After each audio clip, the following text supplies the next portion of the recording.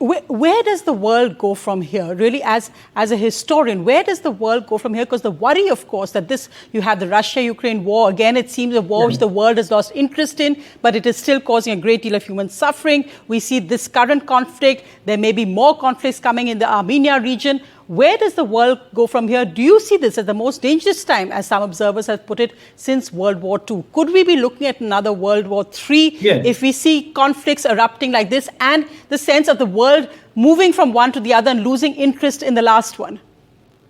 Absolutely. Again, it's what I said before. Order is collapsing and is replaced by chaos. This has been happening for the last 5 to 10 years.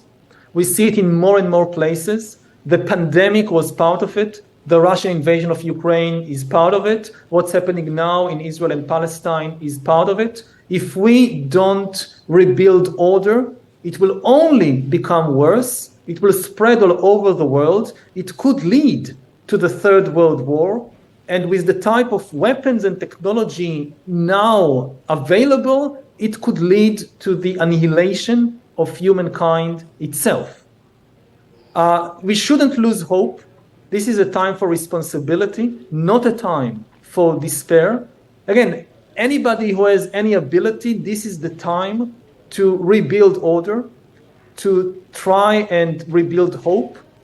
And the very first step that I would focus now, again, going from the kind of very broad perspective of the global order to the immediate crisis in my home country, the first step is to immediately release without condition all the hostages. This is important not only in itself as liberating these people from terrible suffering, but because this will give hope, this will give breathing space, and will be a first step, perhaps, to de-escalating the conflict and going back to the path of peace.